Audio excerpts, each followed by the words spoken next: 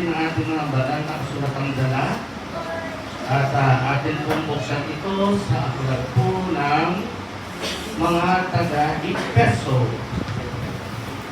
Ephesians chapter 1. NLT po, yung gamit ko ngayong umaga ay reading from the New Living Translations po ng Scripture. Tayo mag-uusap, magkutuhan ngayong umaga. Before that, let us pray. Lord, marami pong salamat ngayong umaga, Panginoon. Thankful kami, Panginoon. Dahil alam namin, Lord, na we are blessed beyond grace, Panginoon. Salamat po sa pagtubay at gabay sa aming kalagitnaan. Open our hearts, open our mind, Panginoon. Let your word, Panginoon, be upon our hearts ngayon po umaga. Salamat po sa tulong ng Espiritu Santo na siyang nagtuturo, siyang gumagabay po sa aming kalagitnaan at hayaan mo na ang bawat salita mo magiging daan po ng kalakasan ng bawat isa po sa amin. Sa ngalan ng Panginoon Jesus, kung aming panalangin, tayo mo sabi ng Amen. Okay, Ephesians chapter 1, verse 1 hanggang verse 1 hanggang verse 7. So, 7 verse lang po yung atin pong pag-usapan ngayong umaga. Ephesians chapter 1, verse 1 hanggang verse 7. Sabi po ng New Living Translation, this letter is from Paul, chosen by the will of God to be an apostle of Jesus Christ. I am writing to God's holy people in Ephesus who are faithful followers of Christ. Verse 2, may God, our Father, and the Lord Jesus Christ give you grace and peace. Yan. Verse 3, all praises to God, the Father of our Lord Jesus Christ, who has blessed us with every spiritual blessings in the heavenly realms because we are united in Christ. Okay? Patandaan niyo po yan, yung word na blessing, spiritual blessings po. Yung repeated phrase. Sabi po ng verse 4, even before He made the world, God loves us and chose us in Christ to be holy and without fault in His eyes. Verse 5, God decided in advance to adopt us unto Him. Ganda po yung word na yan. God has decided in advance to adopt us into His own family by bringing us, kaya sabi din, by bringing us to Himself through Jesus Christ. This is what He wanted to do and it gave Him great pleasure. And verse 6, so we praise God for the glorious grace. Again, glorious grace, kindness. Yan po ang makikita ng heavenly blessings. Yan po yung mula verse 1 hanggang verse 7. Lagi niyo po yan maririnig dyan. Repeatedly, almost at times. This is what He wanted to do in His great pleasure. Verse 6, so we praise God for His glorious grace He has poured out on us belong to their Son. Verse 7, He is rich in kindness. Again, nabanggit po ulit yung word na kindness. He is rich in His kindness and grace. Third time na po binabanggit dyan. That He purchased our freedom with the blood of His Son and forgave our sins. And in verse 8, He showed and He has showered His kindness on us along with wisdom and understanding. Kaya purihin po ang Panginoon sa kanyang banal na kasulatan.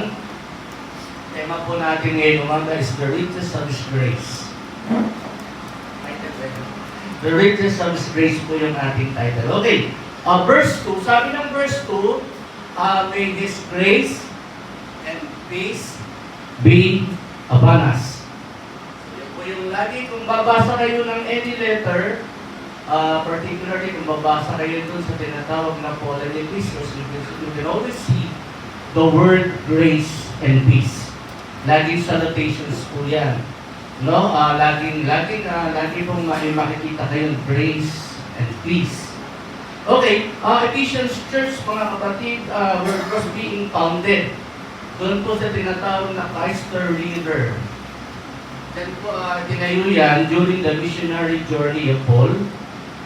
The first thing yan po, bahagi po doon sa missionary journey ni Paul. At ang mga unang manggagawang ginamit dyan ay nato sa pangalan. Ang pangalan nila ay si Aquila and Priscilla. So sila po yung mga first worker na ginagamit po dyan. And then Paul established the church after 3 years. No, after 3 years po rin, established po ni Paul yung church ng Ephesus. Ng missionary journey po ni Christ, ni Paul. Well, Ephesus was ano po yan, prison epistles or prison narrative. Yan po yung buong nature po ay ni wrote Ephesians, Colossians, and Philippians. No? Missionary journey, na-establish po yan, then nagsulat siya, ginamit niya yung word ni Ephesians, Colossians, and even Galatians itself during his imprisonment in Rome. So na-establish po yan, Paul established 3 years, and nagkaroon po ng young church, mga kapatid, which is called the Ephesians Church. Then afterwards po, ng establishment po yan, iniwan ni Paul ang Ephesian Church and being handed over doon po sa young pastors named Timothy. Okay, si Timothy po ang nag-pastor po dyan. Being co-workers and founded by Aquila and Priscilla and being established by Paul after 3 years. Then another missionary journey takes place. Paul had to leave the Ephesians Church, mga kapatid, and then yung Ephesians Church na yun ay handed over to a young pastor named Timothy. Okay, so yun po yung church background po na tinatawag po ng Ephesians Church. Pero take note, you can see, if you read the Revelations chapter 1 and chapter 3 of the chapter 5, you can see that even Christ Himself commended the Ephesians Church. Babasa niyo po yan sa Revelation, isa sa Ephesians Church being mentioned, in the book of Revelation where Jesus mentioned that you have left your first love. And then yan, nasa Ephesians chapter, Revelation chapter 3 up to chapter 4. Okay, Ephesians was a rich place. Kung binabasa niya ang Ephesians po na yan, if ever that you have your geographical understanding regarding Ephesians was rich in culture, political, and educational, and one of the commercial center po yan. So mayaman talaga yung Ephesian Church po na yan. They are rich in culture, political, educational, and even commercial. So very rich po yung Ephesians Church po na yan. And at the same time, makikita nyo mga kapatid that even in the Ephesian, dyan nyo makikita yung one of the 7 wonders of the world. Dyan sa Ephesians, ano po yun? Yung temple ni Artemis or ni Diana. So nandiyan po yan. So mayamang church. Rich in culture, political, commercial. So Paul has established a rich church.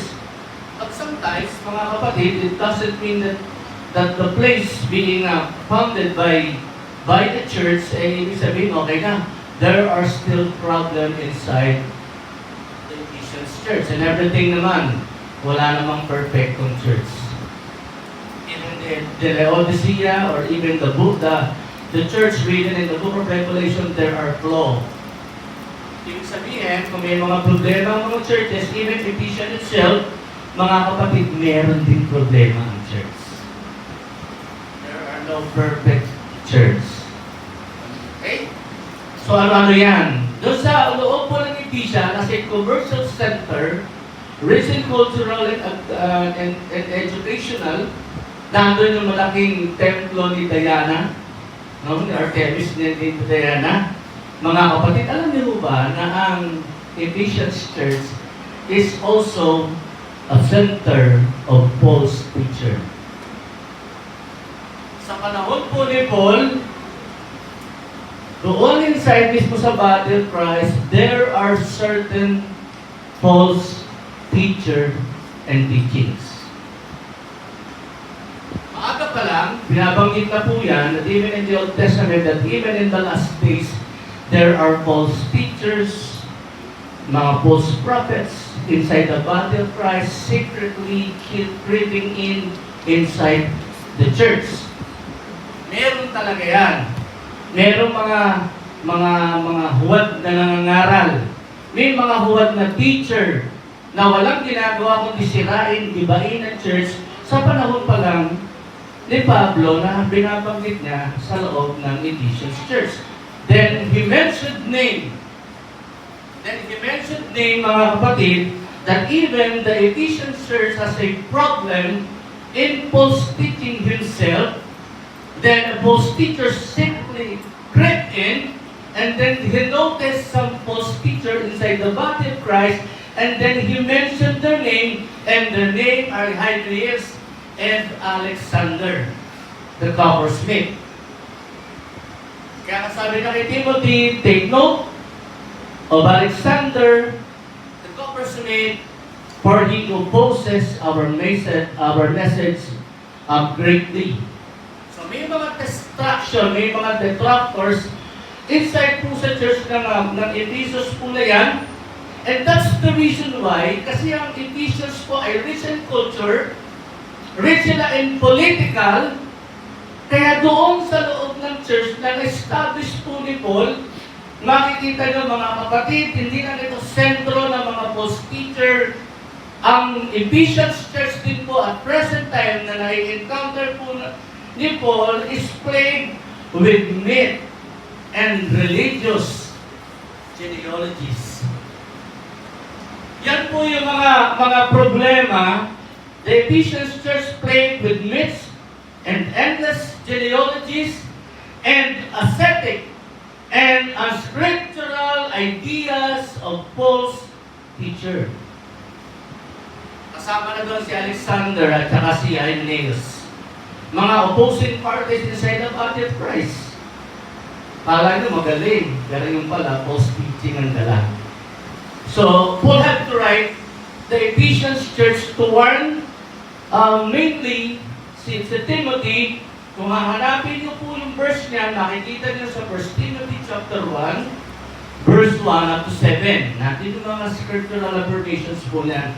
Nandun po yung mga spiritual support, mga kapatid na makikita nyo that inside, that even a rich cultural church and also have a commercial center church, siguro nasa gitna sila ng city, and yet there are problems inside the body of Christ. Why? Kasi merong pinagsisigawan nila yung Artemis or Diana, the goddess of Ephesians. And that's the reason why, di ba alam naman po natin that God hates idolatry. Yan meron ng Ephesians, yung lugar po ng Ephesians. And there are also false teachers who teach false teaching. Kaya nga, sabi dyan, the reason why Paul had to establish the theological teachings about Christ inside the church. So he had to establish yung tinatawag na theological claim, mga kapatid, that the church and even Christ himself must be established inside the body of Christ to avoid such myths and genealogies and the worship of idolatry in the name of Artemis or Diana, and at the same time contradict the teachings of this false teacher named Hymenaeus and Alexander. So Paul had to establish this church. Establish the church he has established in the form of Timothy, and that's the reason why nung nilagay na si Timothy, sabi niya, guard your doctrine, your life and your doctrine, because there are false teachers in the church. So yun po yung buong historical context po niyan. Now, ano po yung bakit po tayo nandun sa riches of grace? Diba, yung tema po natin. the riches of His grace. Why Paul had to establish, Paul had to guard the church. Kailangan bantayan ni Pablo against those false teachers, against those false brethren that creeping inside the body of Christ and manipulate and pollute the church itself. Kaya po, sabi ni Pablo kay Timothy, mag-ingat ka. There are certain people that are against the teaching of Jesus Christ. So, Paul warned Israel ahead of time pala. Okay? So ngayon, tingnan natin, ano po ba ang pwede natin makita regarding the riches of glory? The riches of His grace. Ngayon po umaga. Sabi po ng verse 4, eto na, binanggit po ni Paul yung kanyang authorial intent, na tingnan natin ng verse 4, sabi ng verse 4, dinigay po ni Paul, yung intent, yung reason bakit na sinulat yung Ephesians letter. By the way, mga kapatid, kung gusto nyo makita, kung gusto nyo mabasa, ang pinakamalalim at pinakamaraming pagpapala, you read the book of Ephesians.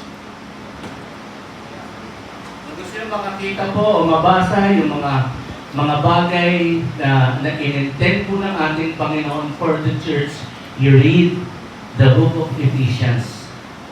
And if you read the book of Ephesians, you read it 10 times. Understanding po nung tinatawag po na intention, bakit sinulat ni Pablo ang Ephesians. Okay. The riches of His grace. Okay, sabi nung naman ang sulatan, anong reason?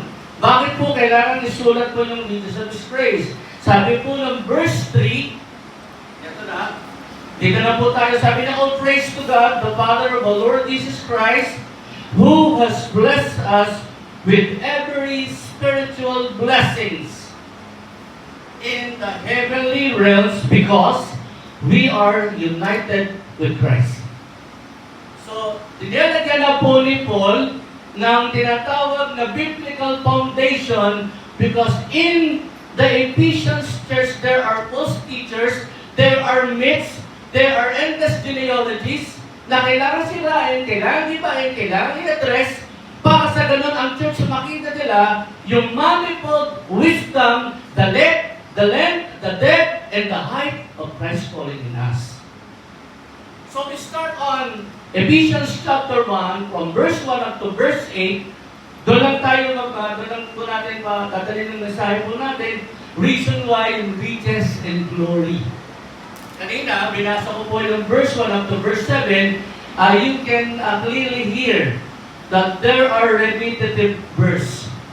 And what is that? It is the riches, grace, and kindness ng Diyos. So imagine nyo, binabasa pa lang natin Ephesians chapter 1. And how much more pag bumaba na tayo ng verse 9 hanggang verse 14.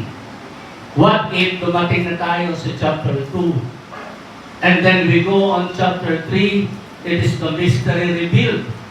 In chapter 4, makikita nyo po yung manifold blessing po ng Panginoon. In chapter 5, you can see the ministry gifts are being ordained. And chapter 6 is the spiritual warfare na itinuturo na po sa atin. But now, we have to settle first po yung tinatawag na riches of His grace. Sabi ng verse 3, praise God, the Father of our Lord Jesus Christ, who has blessed us with, ano po yun? Every spiritual blessings in the heavenly realms because you are united with Christ. So imagine niyo that blessings flow from the Father, yung biyaya at pagpapala ng Panginoon will eventually come over you and take over you. But you have to understand that every blessing being written in Ephesians, it is the result of your united with Christ. If you are not in Christ, you are not the recipient of this blessing. Malinaw yan. Basahin niyo yung verse 3. Spiritual blessings are being given to the church. What if you are not in the church? You don't have Christ. You did not recognize the Father. Then you are not, this verse and this chapter is not for you. Amen? Sabihin mo sa tabi mo, ngumiti ka naman. Ayaw na ngumiti Nasa introduction pa lang po ako mga kapatid. Okay? So, binibigyan ko lang kayo ng foundation. Okay? So, every blessings we have today, sabi nga ni Prophet kanina, sabi nga, yung blessings mo is that comes from you alone and is from God. Hindi kailangan ni Lord ang perno, but the Lord needs your obedience. You have your spiritual blessings with you because ang sabi ng verse 3, you are united with Christ. Okay? So po yung blessings nun. And that's the reason why ang title po natin ay The Riches of His Grace. Ibig po sabihin, babalikan po natin yung ating pang introduction kanina in verse 2. Ang sabi nun ng verse 2, it all starts with grace. Everything we have today, everything we enjoy in our life, it flows from the grace of God. Everything we have today. Kaya nga, ang sabi ng opening natin kanina, wala ka naman pag-aari. Yan ay galing sa Diyos. At hindi naman kailangan ng Panginoon ng pagpapala. Pagpapala mo kasi siya nagbibigay nun. But you have to be more faithful. But you have to be more generous. Amen? Sabi na, pag hindi ka naging generous, wala kang seed. And that is the riches of His grace. When God blesses you exceedingly and abundantly, all you have to do is to surrender everything to God. Because God is a God of blessing. Take note po ang spiritual blessing. Okay? So sabi lang, it all flows from grace. Yan po yung sabi ng banal na kasulatan. May God, our Father and the Lord Jesus Christ, give you grace and peace. Last Monday po, nag-meet kami ng dalawang elder po natin. We talk a lot regarding po dito. Sabi na, why is it that there are problems inside the church? Why is it that we are suffering? Diba? Ang sagot po doon, God has not given us solution to our problem. Ang binibigay ng Lord, peace. Kasi pag ikaw ay payapa, hindi ka mag-aalala. Pag ikaw ay payapa, alam mo, walang imposible sa Diyos. Amen po? Amen po ba? Amen. So, the main portions today, the first part of His riches of glory and the riches of His kindness.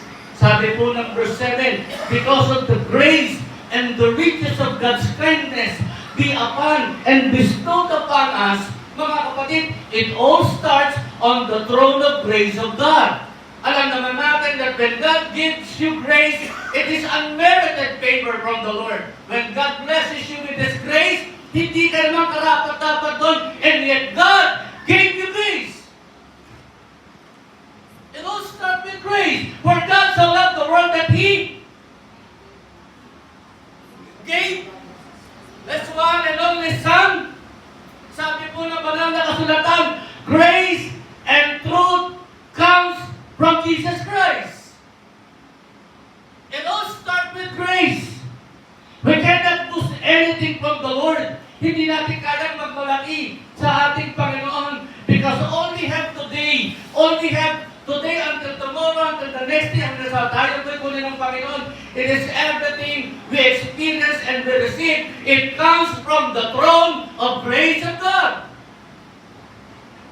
Kaya nga po, tema natin ngayon the riches of His grace. It is through Christ we receive grace. Napakabuti po ng Diyos. Bakit po napakabuti ng Panginoon? We are sinners by nature. Lahat po tayo papunta ng impyerno. Lahat po tayo makasalanan. Lahat tayo marumi. Lahat tayo ay doesn't deserve to be mercied and graced by God. And yet God, in His love towards us, gave us grace. And that's the reason why when Paul starts to write his epistles, even Paul was in prison, kahit nakakulong siya, mabaho yun yung Roman cells na dinadaluyan niya, nakaupo siya ron, yung Summerites ay nagpo-probe doon sa kulungan ni Pablo. Ang sabi niya, rejoice in the Lord! Again I say, rejoice! Bakit? Sabi ni Pablo, I am what I am. And it's because of the grace of God. It all starts with grace. With the love of God. Kaya nga ang buhay po natin, kaya po tayo nakatayo, kaya tayo pinagpapala ng Panginoon, at tinong nandito tayo, biyaya ng Diyos. Lahat po ito. All the things we have, all of the things we have, we enjoy, if it's through God's grace. Amen? So yun po yung first part po nun. The first part was everything flows from the grace of God. Ako tayong bagay, kundi lahat. Kaya pinahabag ang Diyos sa atin, hindi dahil tayo ay makasalanan.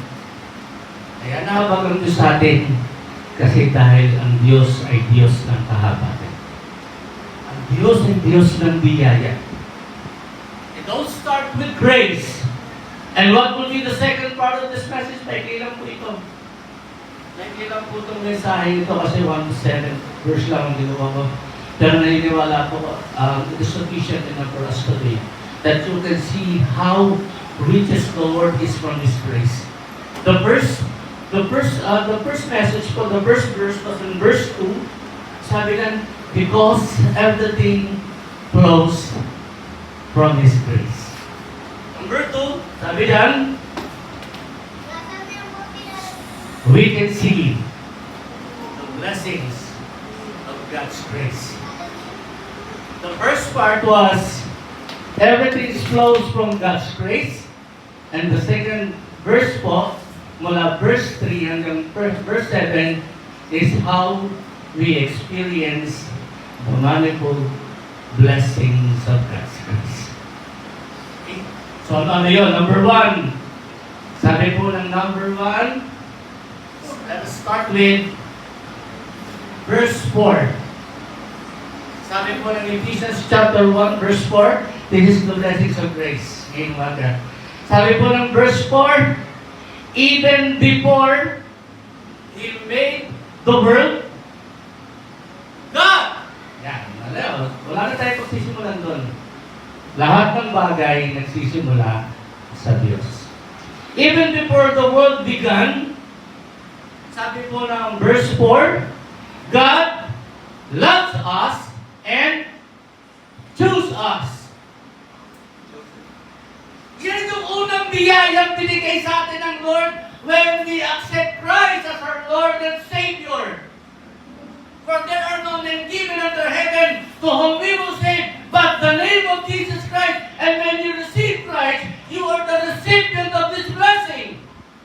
And what are this blessing? It flows from the grace of God. And the second part, mga kapatid, for God loved you and chosen you. Amen. Ang ganda po na, sabi ng verse 4, mga kapatid, even before God loves us and chose us in Christ to be, may condition. Merong paalala ang Panginoon. And that's the reason why God has chosen you. Yun ang dahilan kung bakit. Dahil sa biyaya ng Panginoon, pinili niya ako, pinili ang katabi mo ngayong umaga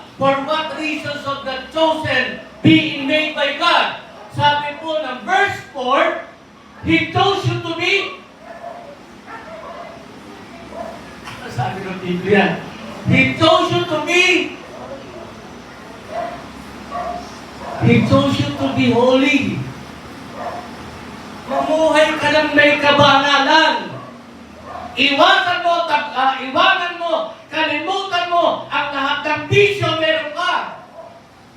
And to live in the fear of the Lord. Why? Because the blessings of grace, and God has chosen you for no reason. God has chosen you for the reasons for you to live holy. Because holiness, without holiness, we cannot see the Lord. Amen po ba?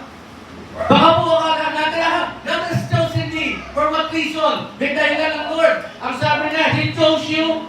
In what purpose of God that He chose you?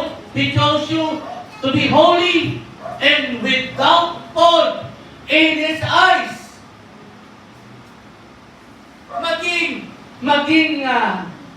Sabihin natin, ano ba magandang word doon?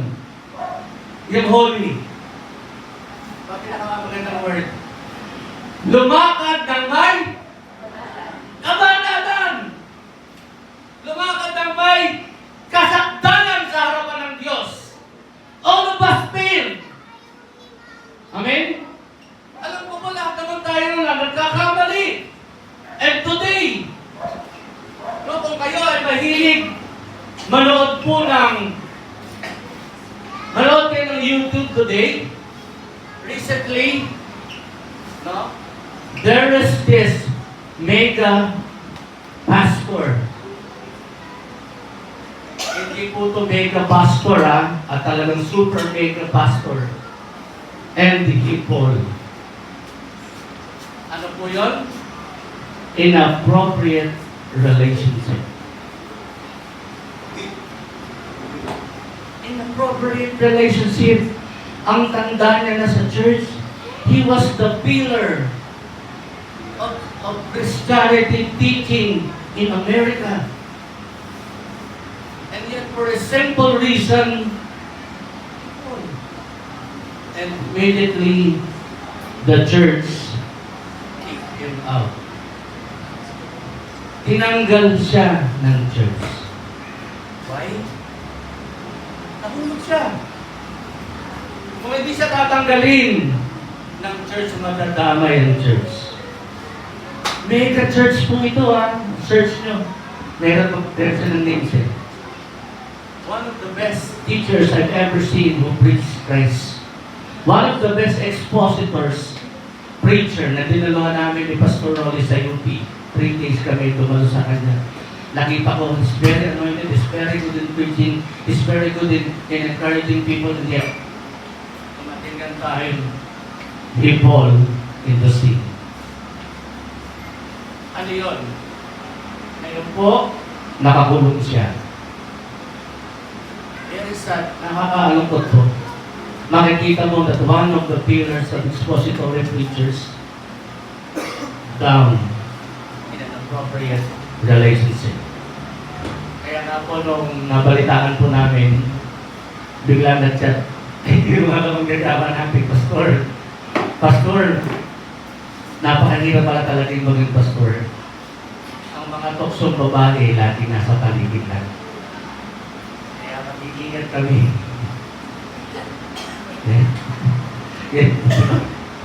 Ano po, one of the biggest expositors, preachers, being hurled down by flesh. And that's the reason why it is by grace. Yung grace po na yan that we have received, commanded us, encouraged us, because He chose us and loved us, and that love of the Lord na nasa puso natin are being given by God and pushed through by God for us to live holy. Lumakad ng may kasakdalan, lumakad ng may kabanalan na walang kapintasan. Ang hirap po nun. Amen? Kasi we are weak by nature. And yet, by the grace of God, sumisigaw tayo ng walang imposible sa Diyos. Amen po ba? Okay? Tama na po yun. Masyado na mahaba.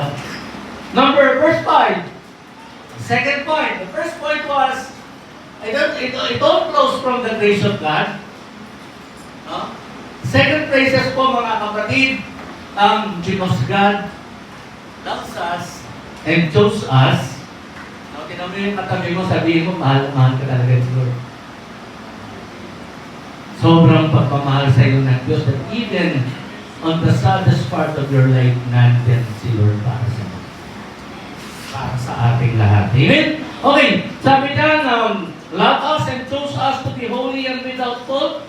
In verse 5 and verse 6, ang sabi mo ng banal na kasulatan, God decided in advance. Ano po ang desisyon? Ano po yung pinanukala ng ating Panginoon? Ano yung ginawang plano ng Diyos? Sabi mo ng verse 5, God decided in advance to ano po? Adopt you and me into His family.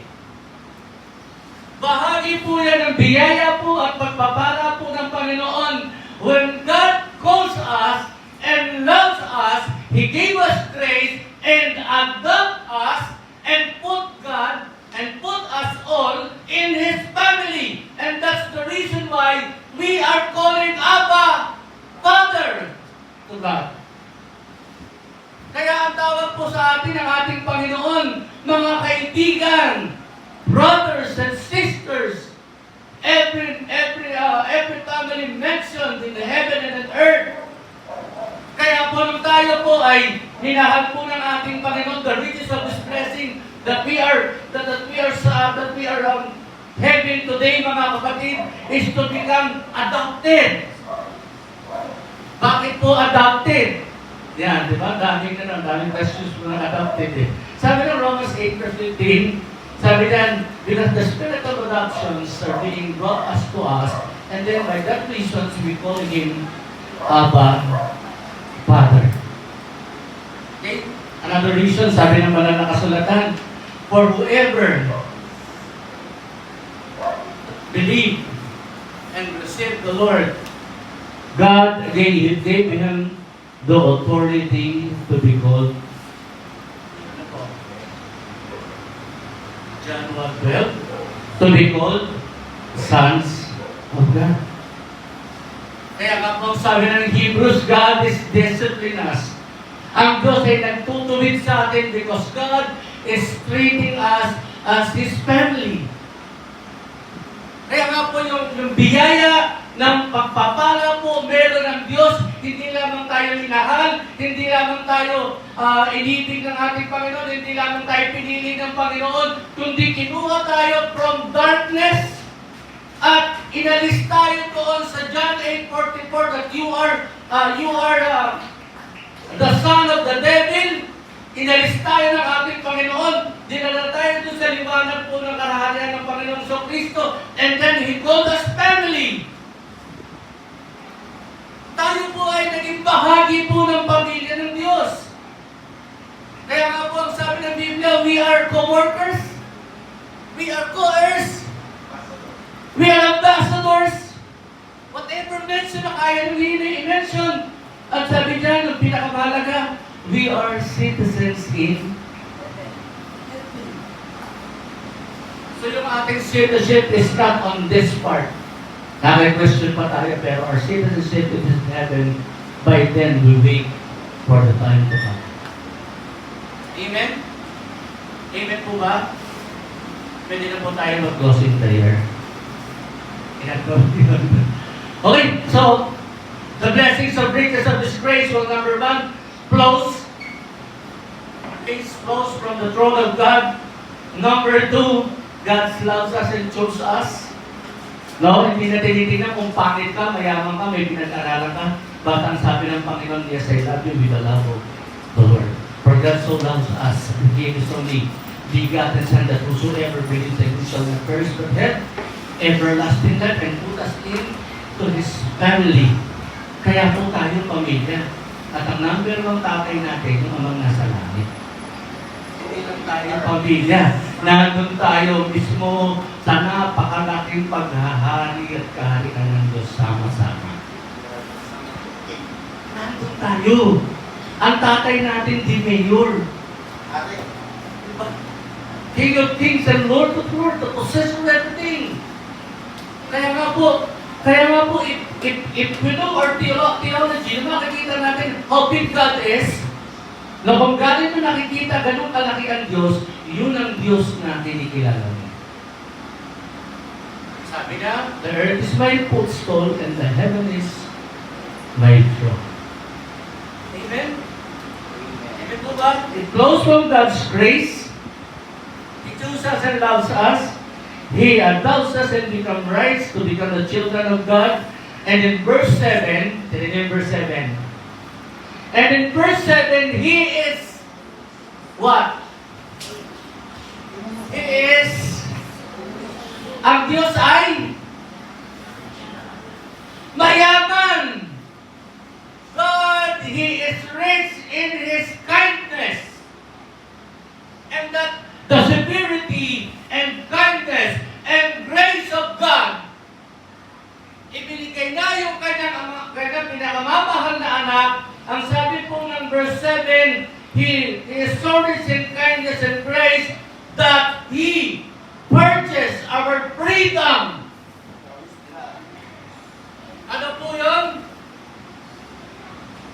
Yun daw pong ating kalayaang tinatamasa today. Yung salvation meron tayo are being purchased by the precious blood of Jesus. Kaya hindi natin pwedeng walang bahala ito. Hindi tayo pwedeng mag-escape in worshiping the Lord and serving the Lord. Why? Because your life are being purchased and bought back by the blood of Jesus.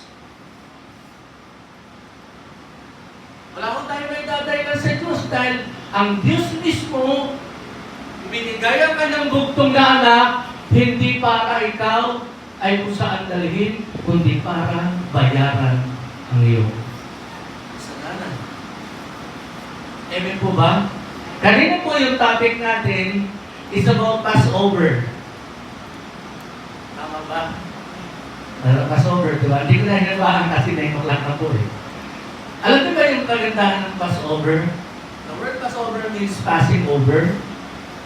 Pero, mga kapatid, yung Passover po na yon are being celebrated by the Israelites until now.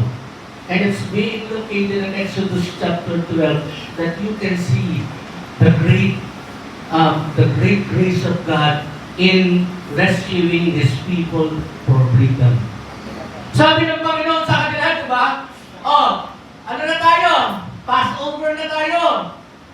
Sabi niya, but there are some conditions to be met. Sabi niya, mamayang gabi, I will smite the Egypt at lahat po ng mga anak ng Diyos, lahat ng mga Israelita, you have to offer a lamb without fault, without blemish. Kakainin niya ng nakaupo dahil pagkatapos ng destroyer, you leave. Tapos, ang sabi ng part of that offering, sabi niya, as the best offering, part of that, sabi niya, you get the blood and you put it on your doorpost. Pag dumating yung mga maninira at makita niya yung dugo na nando sa may pintuan, he will pass over. Iiwas siya. Lahat ng walang pahid ng dugo will be destroyed. And yung gospel connections po in Exodus chapter 12, you can see that even in the gospel itself, even in the Old Testament, makikita niyo yung picture ni Christ depicted in the New Testament. Christ is the Lamb that been offered, and the blood of Jesus covered us and forgive us. Ephesians chapter 1 verse 7. Minsan, pag hindi natin alam, ay Passover lang yan. Di ba? Pero, yung pong Passover na yun are commemoration and being celebrated as long as there are Israelite people. Covenant na yun. Kaya nung pagkatapos nun, you observe Passover and the unleavened bread. Pagdating sa promised land, Passover and the unleavened bread. Pagdating ni Christ, Passover pa rin! Tama po ba? So makikita yung depiction, yung gospel connection po na Exodus chapter 12, pointing into the New Testament, which is the Paschal Lamb that being offered is Jesus Christ, and the blood of Jesus Christ. Ephesians chapter 1 verse 7, we have redemption and forgiveness through this blood. Yan po yung sabi ng verse 7. So dinala ko lang yung connections po ng Old Testament for you to see. So, ang ganda po nung Exodus chapter 12, yung alam talaga nila. Pag pinag-aral ng pastor, kailangan mahukay niya ng mabuti. Kasi napakarami pong magagandang katotohanan na kapagawa po. It is God who give us grace. It is the grace of God that for 130 years bondage of Israel taken by God and brought them into the promised land, the same as we are today. We are being promised by redemption and forgiveness through the blood of Jesus. Amen po, mga kapatid? Okay? So ngayon po umaga, ano po ang applications po natin ngayong umaga? Everything we have today is by the grace of God. Lahat ng bagay meron tayo are flowing from the richness by the grace of God. In what way? It is the grace of Jesus, and it also yung paraan, sabi ng verse 3, na tayo'y nakipagkaisa kay Kristo. So kung wala kang pakipagkaisa kay Kristo, you can never claim this promise. If you are not united with Christ, and your life has never been surrendered to Christ, no, hindi grace ang nasa iyo. Hindi grasya. Ano? Disgrasya. Amen? Pag wala ang biyaya ng Diyos sa iyo, wala ang grasya ng Panginoon sa iyo, wala ang pagpapala ng Diyos sa iyo, dahil hindi ka nakipagkaisa kay Kristo, pagpapalo ang nasa iyo. Kaya po ngayong umaga, magpasalamat po tayo dahil sa kayamanan ng biyaya ng Diyos. We have been chosen, we have been loved, we have been predestined to become sons of the living God. No? Ano tayong muli? We are being adopted. Diba? Ano ba? Ang dami po yan. No? Ano lang, verse 1 up to 7 lang. Pero lahat po noon, it centers on the manifold grace of God. It's by grace, we save, not our own words. Lahat po ng bagay we have today, it is by the grace of God through our Lord Jesus Christ. Amen? Let us pray. Lord, marami pong salamat, Panginoon, ngayon pong umaga. And we thank you, Lord, and we give you all the glory, Panginoon. Alam namin, Lord, kaya kami nakatayo today, it is by your grace, Panginoon. Kaya po kami patuloy, nakapagpapatuloy ng paglilingkod sa iyo, it is by grace, Panginoon. Because you love us, Lord, you chose us, Lord, you adopt us, Lord. Tinangkilik mo kami, Panginoon, nilagay mo kami sa iyong pamilya, Panginoon. Pinatawad mo rin at tinubos mo kami, Panginoon. Lahat po yan dahil sa iyong biyaya. Maraming salamat po sa kayamanan ng biyaya niyan, Panginoon. That everything flows from the grace of our Lord Jesus Christ. Wala kami pwedeng sabihin, kundi itaas ang aming mga kamay at isigaw ng malakas, ikaw ang Diyos ng kahabagan ng Diyos ng biyaya. Ang buhay namin ay sa iyo at aming sa iyo lamang. Kaya marapat ka po namin namin purihin, sambahin, luwalhatiin at itaas ang iyong pangalan ngayon at magpakailanman. Ang lahat po ng mga tumanggap ng biyaya at kapayapaan ng Diyos ay magsabi po ng malakas na Amen. Purihin po ang Diyos.